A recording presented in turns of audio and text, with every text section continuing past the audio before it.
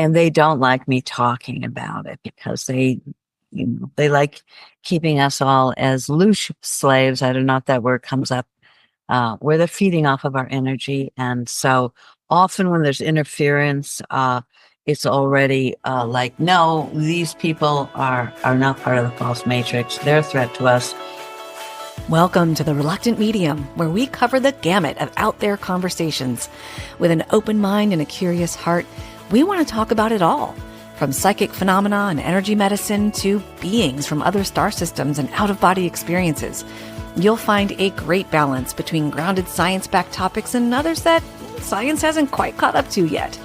I'm your host, Dr. Maria Rothenburger, a psychotherapist by trade and a reluctant spirit baby communicator.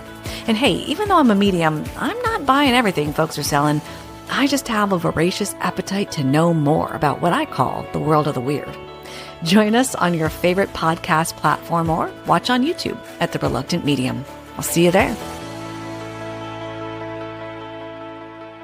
Hey there. Welcome everyone to the Reluctant Medium podcast. I'm Dr. Maria Rothenburger, your host for the podcast. And today we are really diving into the world of the weird. You know, that's where I like to go.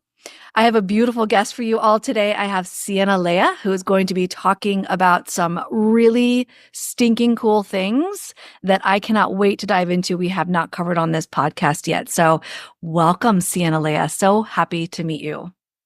Thank you. Thank you for having me. I appreciate it. And thank you for being willing to move through all the tech struggles that we had just before recording. This also happens a lot because I do remove artificial intelligence and mind control devices, and they don't like me talking about it because they like keeping us all as loose slaves. I don't know if that word comes up, where they're feeding off of our energy. And so often when there's interference, it's already like, no, these people are not part of the false matrix. They're a threat to us. And I get knocked off a lot and messed with. But usually it's getting better and better because I'm getting stronger and stronger. Oh my gosh. And that is a taste of the things that we get to talk about today. I am so fascinated by this. But first, can we talk about who you are and how you came to do what you do? Sure. I'm a 77-year-old Jewish princess from the south side of Chicago. That's where it began. Yeah. Oh, I love that. Hopefully I've got no remorse to that. But I fast forward, I attempted suicide when I was 16 years old. I looked at the people in what I call the false matrix, and I went, I don't want to be here. And I did that. I ended up in a mental hospital. And it was my awakening moment because I was very sheltered. I lived in this little plaid suburb and everybody acted the way everyone else, little Pleasantville, that kind of suburb. And here I was thrown into this tank of crazy people. I found them to be fascinating. I found them to be authentic. I found them fighting for their reality like I was. And I used to slip in while they're talking to their shrinks, and I could hear how the shrink was totally missing these people, excuse me, and what their real story was. And I just woke up like, this is horrible. These people don't belong here. My roommate was wheeled in from shock therapy and crying and begging for me to tell her what her name was. And I made a commitment then that I would get well and come back and figure out what is going on here in this mental hospital and what's really going on with people. And that was when I was 16. And I've been on the journey ever since. I would take a half hour probably to tell you the whole journey, and it won't. But I did get a master's degree in psychology. But then I spent some time in Spain with an incredible mentor, Aisha Love, and I learned so much about what was really going on in the human psyche. And I started a growth center. That's what we called it way back then, and Stepping Stone. And people came to me, they spent a month. We did all kinds of therapy. Now we're entering the realm of shadow work. And I did primal therapy, and I have, my tilt chest is giganto. And I kept doing things. So, well, that's okay. That works here, but it's not enough. And they keep looping in their pain. And I kept adding and going deeper and getting attacked and entering the psychic realm and realizing that this shadow work had to become multidimensional because we were under attack multidimensionally. And we had to understand what was really being done to us and how to untangle that and become stronger than the mind control that is rampant all over the world, actually. And so I went on a journey learning about artificial intelligence, how they're getting in our body, how it's taking us over. Don't mean to scare you all because there's a fix for all of this. But a lot of us think, well, it's just me, most of us beautiful star seeds and light workers, it's just me. It's all my fault. The old, it's my fault. It's my fault. Well, no. There's massive multidimensional manipulation. There are entities, there are AI entities that come in and this, of course, is a huge topic. I'm really just trying to skim over the top. And the organic, the sentient and the inorganic are tied to our pain and suffering, our core wounds, our trauma. So I used to think, oh, just, feel your trauma, let it come up, bring it into the light, let it clear, make conscious what happened to you in that past life or in your childhood, and just it's all wonderful, except for what the huge piece that I didn't know is that there are dark entities that are feeding off of our pain and suffering, lowering our frequency. That's what the chips and the implants do. So they keep us looping in our pain and suffering. They're triggering to amplify and exaggerate that core wounding, and they're playing us like a fiddle. Goodness, how do they get there? How do they get inside of us? Yes. I'll talk about the etheric level. Okay.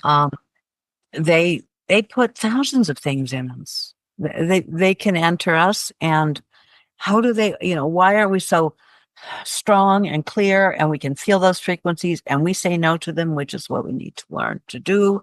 We don't see it coming. We have no idea it's even happening. And here's the thing that's really blew my mind is the childhood trauma, which creates the hard drive. It's the primary imprint. I'm sure you know that. And so it's manipulating those core wounds of the primary imprint that these entities come in. For example, this happened to me, but it happens to a lot of my clients. They had a very traumatic birth, or they had a very traumatic infancy, and their parents, let's just call it emotional neglect. We know that most of our parents did the best they could. And, what happened to us happened to their ancestors, and it goes on forever. And we don't blame anyone, but that's not the point. The point is that the child coming in, especially a starseed, is so sensitive, is so empathic, is so vulnerable that it needs to anchor in love. And what kind of love am I talking about? I don't mean putting a roof over your head and eating 3 meals a day and sending you to school. I mean simple presence, being there, not with all your own agitation. I mean, being there in sacred, neutral, present for the other. So the child is witness. So the child can learn to self-regulate his nervous system. So he's not made bad and wrong if he poos his pants, or if he's screaming and crying, or if he stubbed his toe and it's bleeding and he's having a fit. Oh, dear, we're having dinner now. Go into your bedroom. There are a zillion ways that we just don't get. Our children need us to be present for them. And when that doesn't happen, the child is alone. The child is frightened. And these demons come in and they schmooze the kids. And they shapeshift. they look like, oh, hi, I'm here to help you. I'm your guardian angel. And it's the only thing in there to help. No one else is paying attention. The kid cries herself to sleep or, whatever it is. So now she's becoming a codependent. She thinks this thing is helping her. Why? Because at least it's there. And also what happens is the demon sucks on the pain and suffering, whammies her, triggers the core wounds, and then eats the pain and suffering. And now the child feels better. It's like a drug. It's like heroin, because you got your pain and suffering taken off of you. Now you become addicted to this thing. And this thing has an agenda. And, or this thing can jump into the ego, which is a very complex, or it can be used, the reptilian brain. So what is its intention? Its intention is to take you over or to just parasite on you forever, making you think it's helping you when it's really sucking you dry. That's something that happens so often. It's terrible. And oh gosh, no kidding. Yeah, I learned it. And I thought it was, I saw these things jumping into people when I was doing primal therapy. I didn't know what it was. And then the person would get really quiet. And I didn't know what it was for years. I've seen this since my 20s. But now I do know very well what it is. And this is really a big topic that we'd have to go into in greater detail. But in order to heal, we need to heal the inner children and get them and learn to love them and help have that presence they never got, so they can let go of the darkness and be with the love, which is easier said than done. We all say self-love, self-love, but what is it and how do you really do it? And it's really challenging, isn't it? Because if you never had that kind of love, then how do you give it to the other? And what we do is we bring in the creator, we bring in the authentic, true, authentic, uncorrupted, because there's so much false light. We always have to say that. True, authentic, uncorrupted guides and helpers to assist with the healing, so that we can learn love by being loved. And there are other ways too. Sometimes your soul attracts a beautiful person or role model or mentor, and now you find or therapist. Now you finally know what love is, but we have to know what it is in our bodies and feelings so that we can love our children and we can love our inner children. Until that happens, they are addicted to darkness, and the whole trick is to keep your frequency low. And the big myth that it's just trauma is a lie. Very few people talk about this. Few people know about it. And I've not heard this before. Yeah, that's why I'm just so intrigued. Is it possible for folks to, I have two questions that sort of piggyback. Is it possible for folks to recognize that this entity or these entities exist within them? And also, does that matter if they recognize it? Yeah. Okay. Yes, felt perception, conscious awareness. The awareness of the truth is 80% of the healing. But they're sneaky. They're hiding in your blind spots as the ego is. The ego is also created out of dark essence. It's not, it's the light. The ego is the trickster. The ego is the middleman between you and the false matrix, and it keeps selling you out. It used to sell you out for loose harvesting as well, your own ego. And all we were given is our egos. We were told all the authentic stuff is bad and wrong and behave yourself and you're out of line and no one wants to hear that, dear, and that's not appropriate, all of those things. And we were traumatized out of the authenticity, and we created these false personas, and the ego loves it, and all of the suppressed pain and trauma is just there. And it used to be sold literally loose, was sold on the black market for a very long time.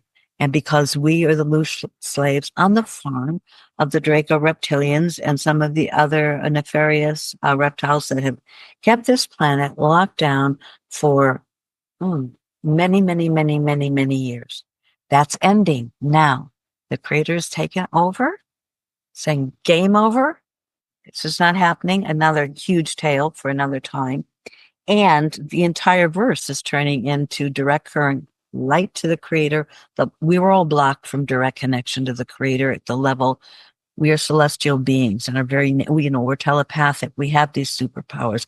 This is the seventh version of the human being. They shut us down so bad. They created, we should be living hundreds, if not thousands of years. Originally we were, but they didn't want us to get that smart. They just wanted to use us for loose slaves. When we started to get wise, knock us off. And we're taking back the world, and literally one soul at a time, and it can happen now. But we have to educate people about what is even dark essence and how it's in us and how it wants to take us over. And it's very tricky. The ego is the trickster. So we need to learn discernment. And it's very hard to face when you're addicted to your abuser that he's an abuser, right? And if it's your own ego, it's kind of weird. But we have to do it because we're taking ourselves back and we are birthing a new version of humanity and we are healing. It's all possible, but for some, as far as I'm concerned, we have to look at the shadow in the face because it will block the ascension highway. You will not evolve into a higher consciousness if there's unresolved stuff in there because it's toxic trauma. It's toxic stress. It's poison in our bodies, and it will block you from moving higher until it's alchemized. There's a lot of ways to do that, a lot of ways that don't work, and some ways that do work. And this is what I've been working on for like the last 50 years. Oh, goodness. Obviously, you're not going to be able to culminate 50 years into a few minutes, but I'd love to touch on that. I do have a quick story to share, and I'm wondering if it's something you can comment on because this is so new to me. I have no idea this is a beginning foray into these kinds of topics. I had an experience where I was doing some shamanic Reiki on somebody, and in shamanic Reiki, there's this practice of finding like heavy or dark spots. So you actually let the client describe what it feels like in them. And this darkness or heaviness that I located in this person's body, it felt to me like it had a personality, like it did not want to go. And I had to coax it and encourage it to leave this person's body. It did not want to. Is that something that we're talking about here? Well, yeah. Can you speak something to made that? Of dark. Yeah. Well, it was something made of dark essence because there's so many things here. We'd have to have another conversation because guess what? When you are repeating negative thoughts, they can become the beast. They can become a thing. When you have a lot of fear and it's just running around and when you're not processing it, you're not clearing it, it could become a thing. It could become a little thing. And they have all these little fear bots running around. You have to collect all those and get rid of. Yes, your pain and your suffering can become a thing that attacks you. They're really good at figuring out how to do that. I hope I'm not scaring people, but we really do need to grow up and see what the darkness has done through many thousands of years to us so we can shed this now. But if we don't see it, it's a trickster. It controls us and we're identified with it because if we stay with the false self, we're all programmed to feel there's something terrible in us or we're terrible, we're worthless.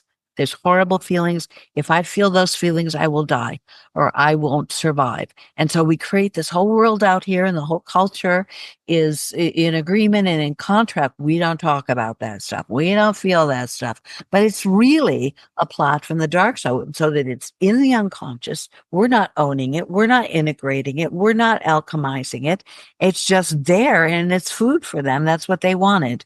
The patriarchy, they didn't want us to have sexuality. They didn't want women to do anything but a very narrow band of serving men and children. Emotions are right. Oh, you're irrational if you're showing emotions. Oh, that's not reasonable. And so all the juice, all the yummy stuff is in the unconscious. We can integrate it. It's bad. Our authenticity is bad. Our truth is bad. And this is cultural. This is worldwide. And we need to get over the fear. It was put that way because as a baby, if I didn't learn what you wanted from me and performed so that I'm a good girl for you, I could die. You could not change my diapers. You could not feed me. I can't just go, we had to massively, and starseeds are brilliant. They're so telepathic and psychic.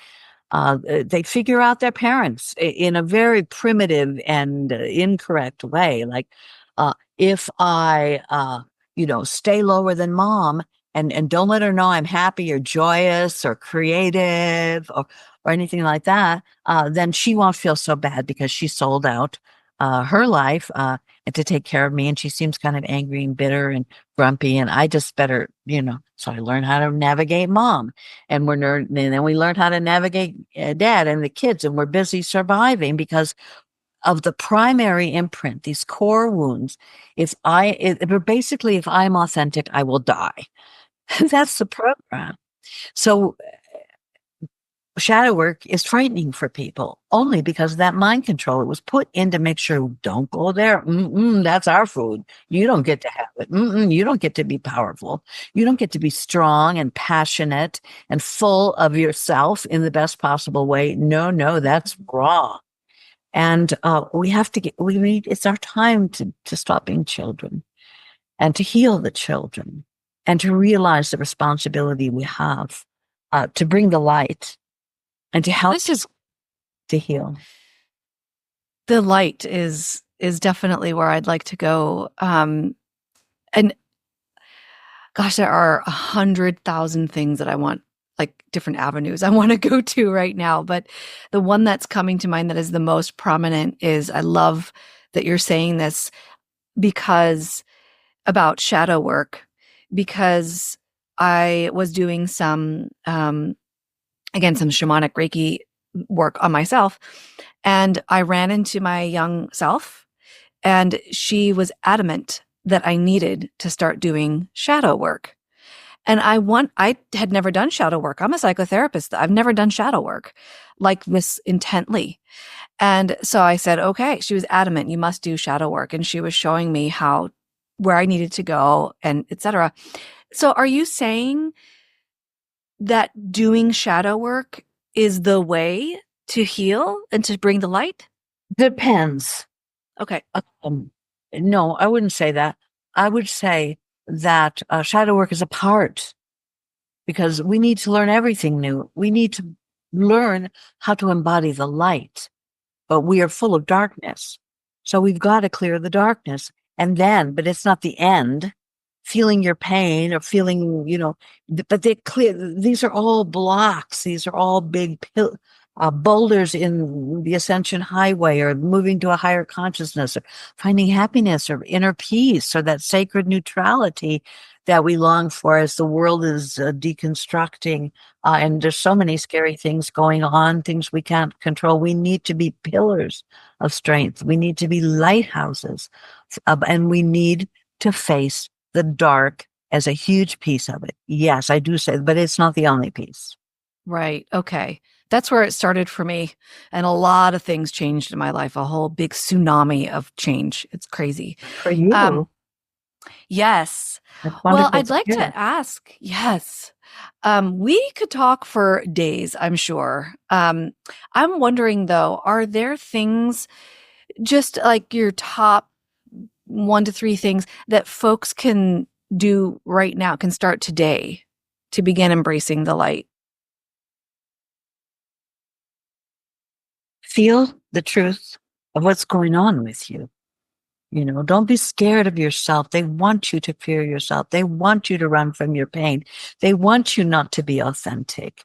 It doesn't serve them. We get in trouble for it, but find the courage to take off the blinders and feel the truth of what is there, and then find yourself someone who can help you move through the layers.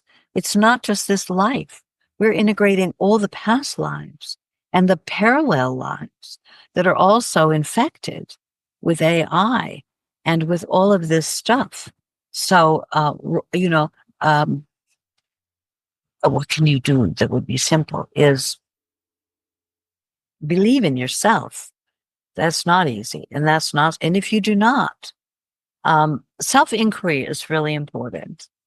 Be willing to go within, be willing to be with what is true. Your soul is longing for you to return to authenticity. All of the parts of you, and there are many parts. I work with people in the Secret Space program that have been fractured through severe trauma-based mind control and torture into many alters that have then gone out and done all kinds. If you've ever listened to Kathy O'Brien or any of the people who are speaking about that, there are many more indigos that are in those programs, and we have to go get the essence.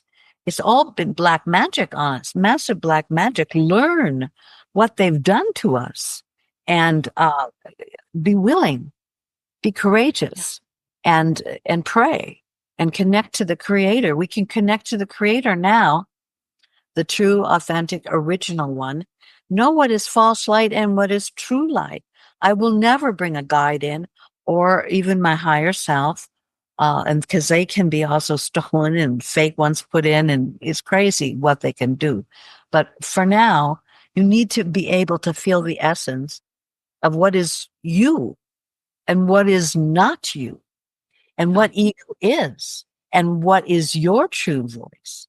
And the only way I know to do it, I run groups where we do this together. Why? Because we witness each other, because we needed that and we never got it.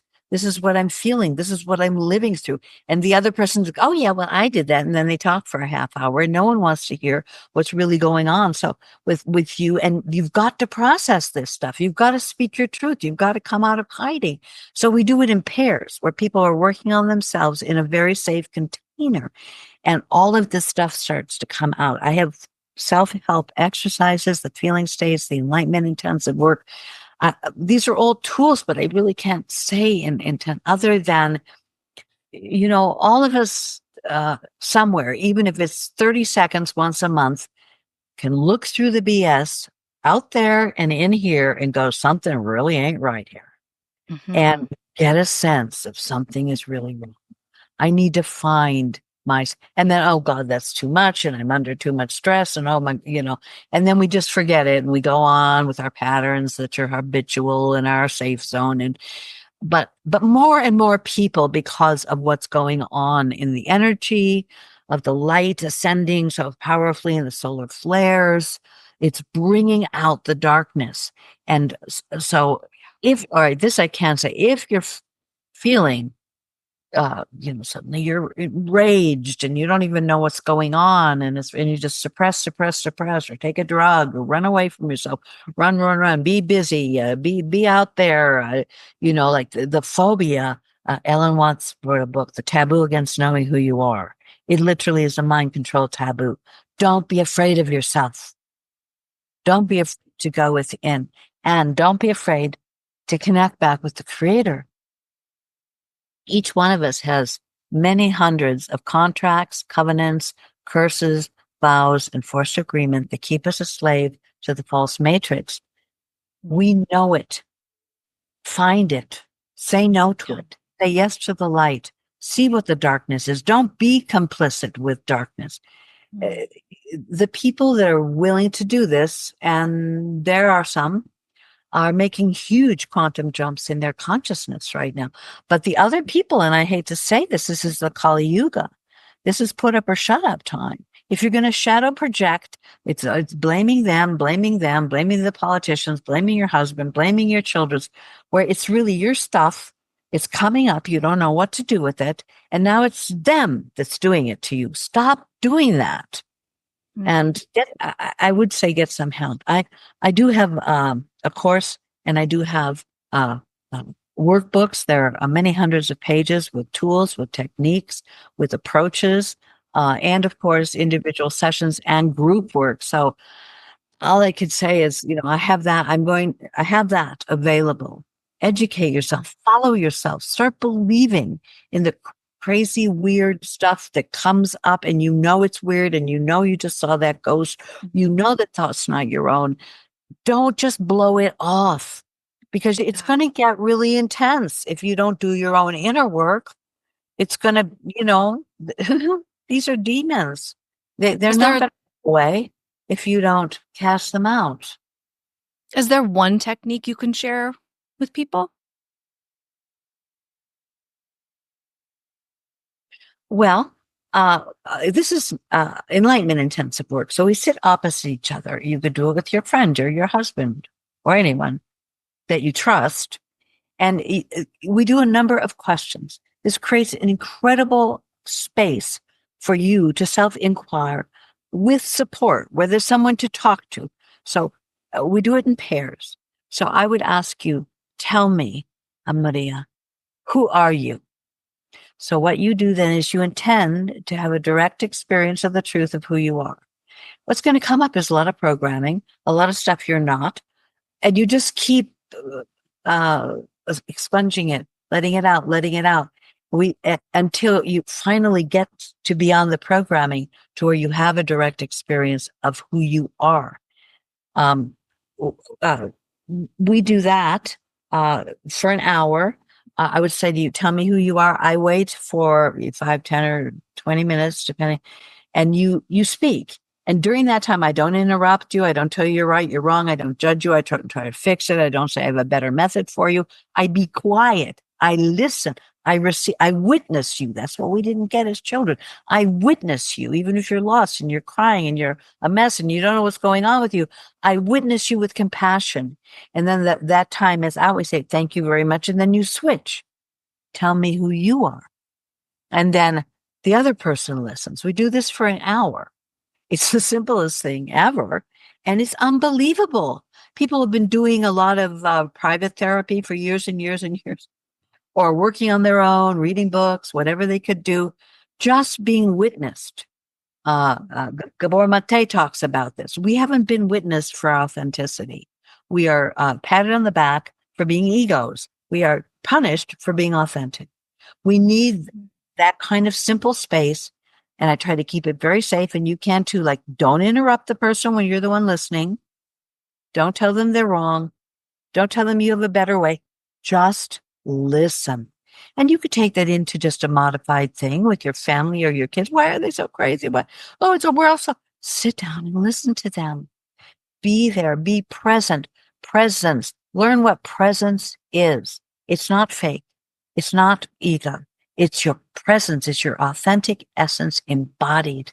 And when you give that, when you witness with that, people will heal in your presence and you will heal. So that's something, even if it's just listening to your children, getting that time of day when you don't try to fix them and make them better and get them to school or dance classes or clean your room. You're just there. You're the being. You're not the doing. And you're allowing the being and others to start opening in your presence. And the world open up and love opens up and trust opens up. And only with trust do these shadows feel safe enough to come to the surface, and these subpersonalities and these alters. We're I love this. Many beings in one body until we're not. It's time to bring them all together. Oh, Yeah. This is reminding me of internal family systems therapy. I love this work. And P.S., side note, I just want to tell you, every year I write in my bullet journal my goal for the year or my theme for the year. Mm-hmm. And I just want to show you what it is. Be authentic. Yeah. Yes. Be authentic. And I tell you what, being authentic has created a myriad changes in my life, including starting this shadow work and looking within and internal family systems stuff. I love that idea. I hope that everybody runs with that. And just in grief work, in the grief recovery work, they call it being a heart with ears. That's it. No words. Yes. So important. So important. So important. And it's amazing how many people have never had that. Have never had anyone just listen to them for 1 hour. Mm-hmm. Never. Yeah. Yeah. Power of it. It's so beautiful. And they've made Yes. sure that it rarely happens. Yes. And I'll tell you what, kids, they try over and over and over to be heard, over and over and over. I'm just thinking about my own kiddos right now, really Oh, just wanting to be heard. And I'm like, okay, yep, I'm going to be sitting with them. Yep, I'll be sitting with them and just hearing, just listening. Awesome. yeah. It's so hard not to fix things. It's, you know, the ego, control, control, control, organize, fix, and women, mothers, heads of the household. Let's fix that. Let's do that. Let's get that. Let's be, do, do, do, do. And there's no be. You calm down. You're watching television, or you're busy on the internet, or the kids are on their phones in every room of the house, and they have taken the human connection, which is where the power to heal is. Because you cannot create consciousness in a room by yourself. You can create self-awareness, a lot of self-awareness, and it's very good to be able to be alone and to do that inner work. But consciousness is created between people. That's why they're pulling us apart. They're making us afraid of each other. They're making us divide. They're making us stay away from each other. The COVIDs and everything. It was all about don't let them get together. Because when you build that healing and people start to feel empowered for their authenticity, they're not going to put up with a lot of what we've been putting up with for a very long time. Yeah. Goodness gracious. This is awesome. Where can people find out more about your courses and group work? Yes, and private sessions. Yes. Shadowsynthesis.com. Sienna Lea. I also have a YouTube channel, a Sienna Lea channel. It's got, I think, over 100 videos. Goes into depth on shadow work, and it's evolved over many years. But there's amazing stuff there. Some of it, this is old, but they're absolutely classic understandings of shadow work on the YouTube channel for free. That's all free information. Well, that's where I'm headed to start at least. Sienna Lea, thanks so much for your insights. I really appreciate you. And this is fascinating. I'd love to talk at length a lot longer about this. So I appreciate you, and I'd love to have you back. I would love that. It's very in-depth work. It's very in-depth. I'd really love to have I think about going out there and speaking about this, but it's so scary for people. I haven't been out there since COVID. I haven't been out there hardly at all. And it's wrong, and I need to. So I would be very open to that and very grateful for that opportunity. I'm a Libra. I like conversation. I could get there alone and talk, about all this stuff, and I probably should. But I love just, the back and forth, and that brings out so much more in the dialogue. So I would love to do. Yeah. And I'm a Taurus. I'm practical. To give us the tools. What do we do? Yes. Right. Yes, I am. I need to write a new book that is so simple because it's grown into this massive body of work. And in the next year or two, I intend to do that. But I'm so busy working with people that reorganize it all into, like, just use a handbook. What do I do here? Yeah. And that you could go a fair way on your own with the handbook. That is my project for in the near future. Perfect. Wonderful. All right, Sienna Lea. Well, so lovely to speak with you today. And thanks for the resources and the insights. And we'll see you again. Thank you for being such a lovely, generous, kind host. I appreciate your energy and your intention. Thanks for joining the Reluctant Medium podcast today. I hope you found this episode helpful. You can connect with me at thereluctantmedium.us, where you can find lots of free content as well as readings. All links are also in the show notes. Thanks so much again for joining today. I will see you next time.